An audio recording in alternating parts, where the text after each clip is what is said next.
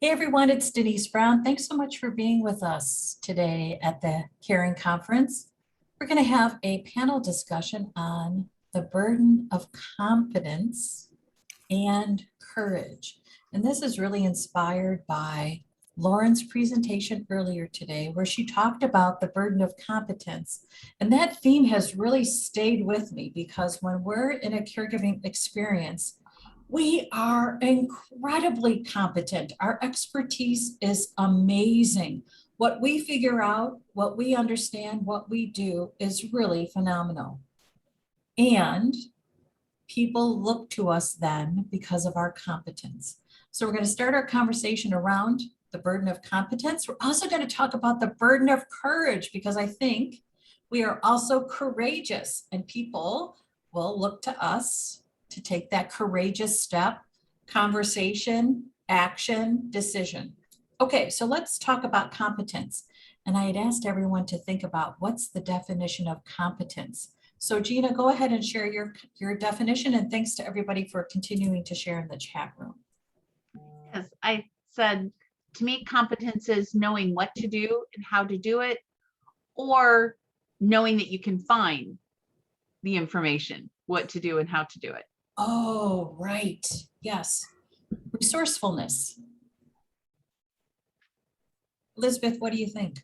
Well, first, I just loved Christine Smith's comment in the chat. She said, "You are so competent, way to be so capable on the fly, Denise." So we are just displaying competence and courage on the fly here. That's how we roll.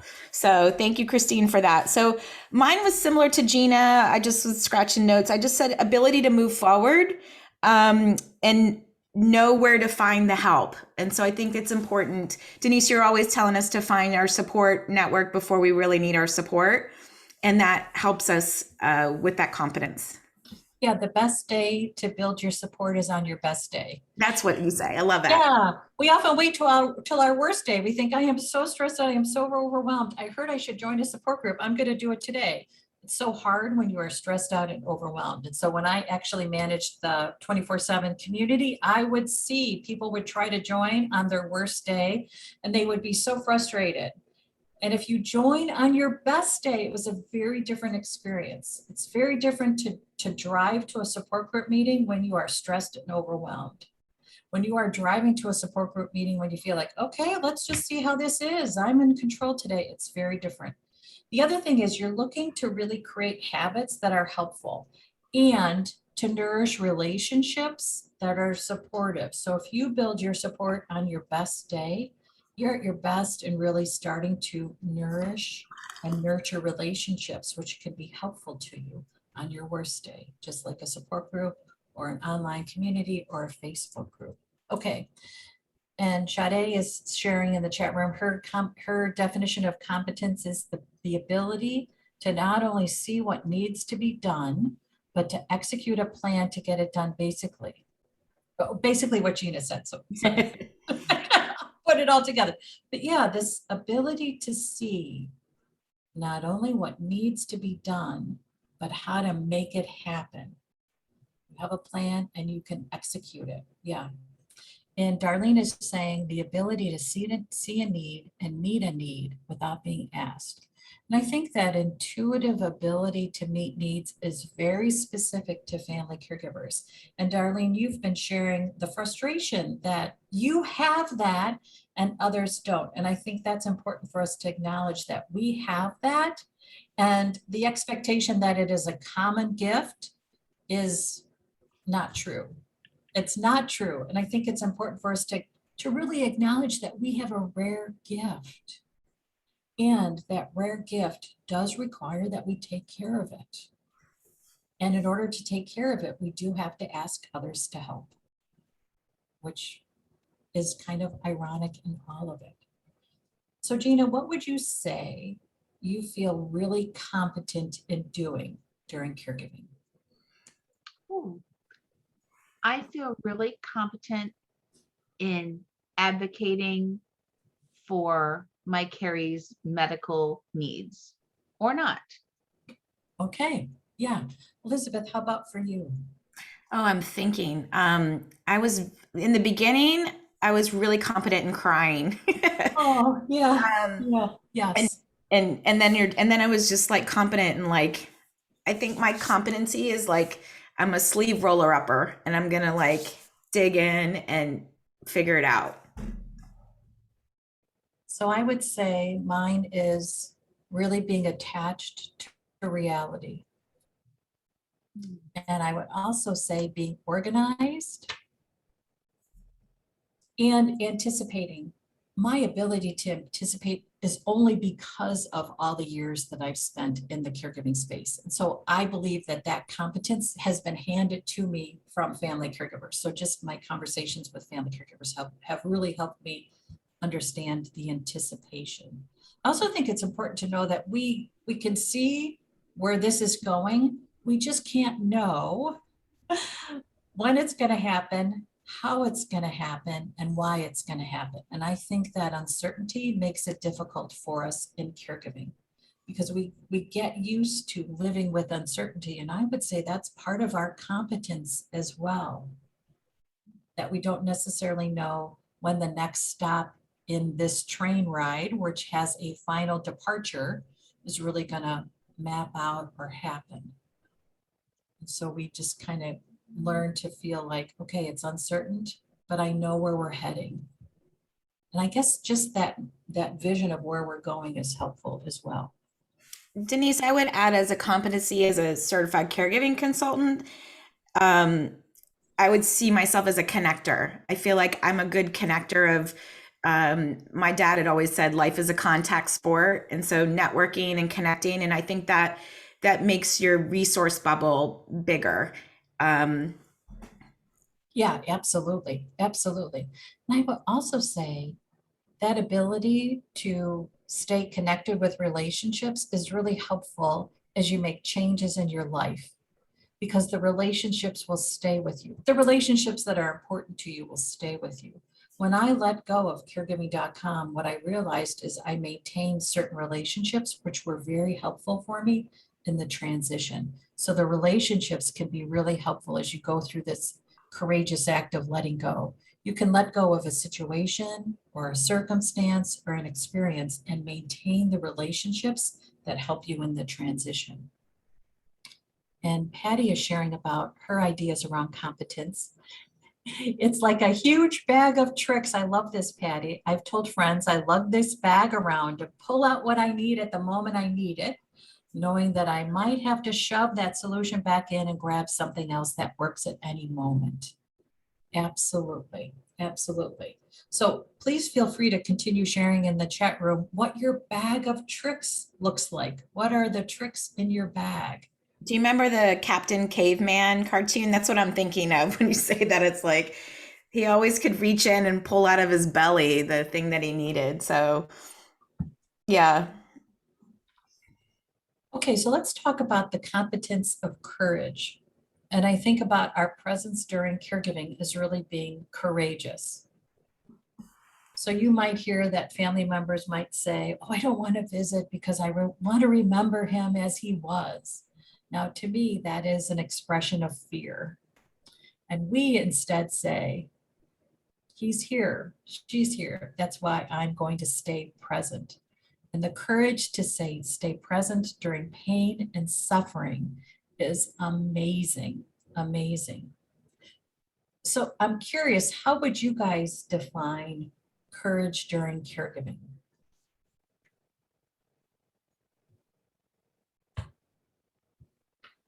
Is that for us or is that for anyone? Yeah, Is that for us? yeah. Courage during caregiving. I think it's showing up, showing up when you don't feel like showing up. I think it's setting boundaries. I think it's taking care of yourself so you don't burn out.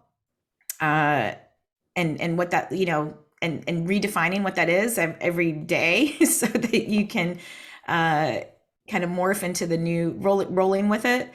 So there's so much to say there. Yeah. Gina, what would you add?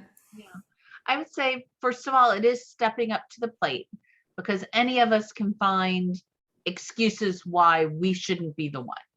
So that's first and foremost. And then I think it comes to grace and flexibility, not knowing what's going to happen. We can certainly look and anticipate certain things. We just don't know what a day is going to bring.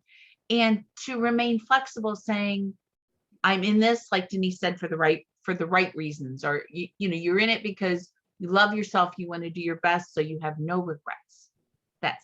That's it. And then just to be flexible and to know that it's not always a right or wrong decision. Lots of times it's a best decision with the information we have today when action needs to be taken today. Yeah, I love that. And I think it Corey, would add, I know we said showing up, but I think it's also knowing when we're, to your point from earlier, Denise, like it's taking a step back from the plate, knowing that this plate is not just, it's a solo caregiver. We should just delete that term. Like that's not an option anymore. And so if there's someone listening who's a solo caregiver, then we would need to help you put a care team in place, because this is not a one-person job. yeah, and I think it can be the courage to take a break and to say, I need to take a break. And Heather is sharing. Hi, Heather, good to see you. Thanks for being here. To step up, show up, speak up, and step back when you just really can't any longer. Exactly. Thank you for that. And Corey is sharing, competence is being able to listen, be flexible, be present, and to not quit. Yeah. I think about a couple courageous experiences I've had with my dad. My mom was critically ill in the hospital, had a setback, and it was devastating for my dad. We were in the hospital room. They came in to wheel her out, to take her for an emergency procedure. And after they wheeled her out, my dad stood in the hospital room and just sobbed. And I had not seen him ever sob like that before, and that's a feeling of powerless. What do I do? What do I say? So the only thing I could do was just rub his back and let him cry. And I feel like that's what we all do, right? Sometimes we just rub the back. We hold the hand. And I want to let you know that holding hands is a pain management technique. You relieve pain, emotional and physical, when you hold hands. The other thing is, so he had this terrible fall 2 weeks ago, terrible skin tear. I mean, it was down to the bone. It was large. So when he was in the emergency room, they were unwrapping the gauze. I wasn't there when he fell, so I couldn't tell the EMTs not to use gauze. Unwrapping the gauze, that's painful. And then pouring water on this open wound, and he was just screaming in pain. And so I was able to advocate for pain meds and then hold his hand. That was the thing. I was just like, well, I can't do anything. I can hold hands. So I think just knowing that our presence helps is really courageous. That we just stay, even when there's blood and gore, right? We just stay. And Lauren, I know that you've come back on camera. We're talking about the burden of competence. So feel free to add any thoughts that you have about your definition of competence and what it means during caregiving. I think it's really important. I just posted it in the chat that sometimes recognizing just being you, being present, rubbing your dad's back, holding someone's hand. Sometimes there are no words. And part of what happens is people say words thinking they can make you feel better. But really, it's a sign of huge competence if you can just be comfortable being present. After my husband and son passed, people said stupid things, and it was much better for me on the receiving end to just have somebody say, I'm here, period, and just be there. And of course, during COVID, very few people could be here, but it was virtually on the phone. There were many times I would have conversations with my son, and all he wanted was for me to just be on the phone. There was nothing for him to say. It was like just hearing me breathing on the other end of the line was enough. And that was before he got sick, before anything. That the importance of just being. And as I posted in there, we're human beings, we're not human doings. So, You know, I often think that we might have a space in our life that seems to be where we gather courage. And I think about the elevator in my parents' apartment building, and that's the place where I've had to gather courage. And my brother died unexpectedly and suddenly in August. And my sister-in-law called me immediately after he died and said, please go tell your parents. So I reached out to two other siblings, and then I remember being in that elevator, knowing I was the one that had to deliver the news that my brother had died, and thinking about just, and then you just go. And it's not really waiting until you have the right words, because what are the right words in a situation like that? And then just being present to be able to allow them to have their own emotional response. And I often think in a caregiving situation, we also are the one that gives permission for others to have an emotional response. So you might be in the doctor's office when a family member receives the diagnosis, and you allow them to receive that and have the emotional response because you're the one sitting there taking notes, so that you can have a conversation later about what was shared and what it means and what next steps are, what are the options, what can we do. That's really pretty great to be able to give that Carrie and other family members that space to just feel, because we're the note takers. Okay, so we've talked about the burden. Let's talk about the blessing of competence. And I'd love for you guys to share in the chat room how your competence blesses you. And Gina, let's start with you. How do you feel blessed because you are competent? I feel blessed knowing that those around me know that whatever I reach out to say, I'm doing it out of love. And I think that confidence comes with just seeing me step up and step back time after time. It makes a huge difference in people second guessing you or just questioning you when they know that you're doing it all out of love. And sometimes you have to remind, whether it's your carrier or other people, the reason why I do this is because. And that's a blessing then, because it's peaceful to me. Elizabeth, what would you add? I would say, going back to the connected network part, like it's been a twofold blessing. It's been a blessing for me to have this amazing rope team of people that I can, throw something out and I can quickly get some information back that's going to be tools that I can implement in my life. And then from a business side, it's been a blessing to be connected to different people through the caregiving journey, because it's allowed me a flexible career. So I resigned in May, and I'm been blessed ever since that I could resign from my corporate job and pursue this passion of mine. Lauren, what's your blessing from your competence?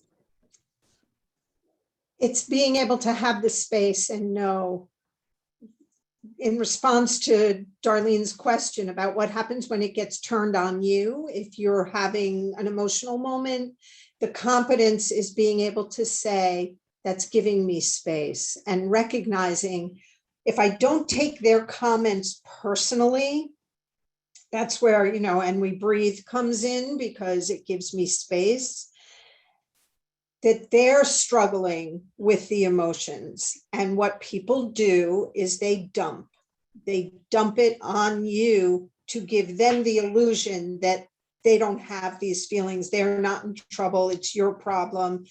But really, it's not. If we don't have emotional moments, then we're not being human. We all have them, but they're uncomfortable. Most of us were taught not to have these bad feelings, don't be angry, don't be upset, don't be sad, don't be whatever. Why? Because the people telling us that were uncomfortable with those feelings. Absolutely. And So competence is being able to say, I'm allowed. So Darlene's question in the chat room is, how do we respond to others when we have the emotional moment and their response to us is that we are the ones with the problem? And Lauren, you really talked about how we can really hold space for ourselves and allow others to hold space for themselves. And we don't have to let their space interfere with our space. When we have a moment, we can say, I am grieving. This is a loss. This is a change for me. And I am okay because I'm taking this moment to feel it. And that's it. And you can let them take their own moment for whatever they need to do without stopping your moment. And what's interesting about this is that it's a moment, and you deserve a moment to feel. You deserve a moment to protect that space of feeling. You don't have to give that up.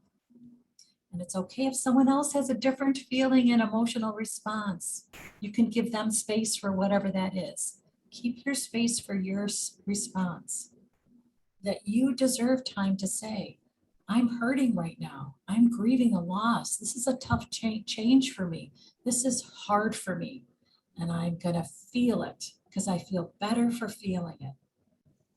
A part of what happens, if I can just jump in, is that because feelings, I'm labeling them bad feelings because they're uncomfortable, we're taught they're never going to end. We're afraid. If you're sad now, oh my God, the sadness will never end. But somehow when we're having a good moment, so many people are worried, well, when is the other shoe going to fall? And so we don't fully embrace the good moments, but we over embrace or over indulge in the bad moments because we're afraid they'll never end, but they do.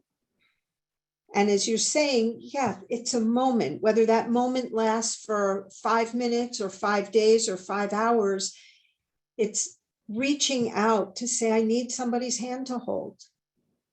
And we have to know who's there to hold our hands. And it may be people you don't expect. Over the last year, think about how many relationships have changed as a result of the isolation of the pandemic. The people who I thought would be present are not. And the people who I kind of had minimal expectations of have really stepped up, shown up, been present. And it's that willingness to allow the changes. Okay, so we've got 2 minutes before Kathy starts. So I'm just curious, how has courage blessed you? So I guess we'll do this quickly. Gina, how would you say courage has blessed you? Courage has blessed me by giving me more peace of mind that I can make a decision and then I have peace of mind.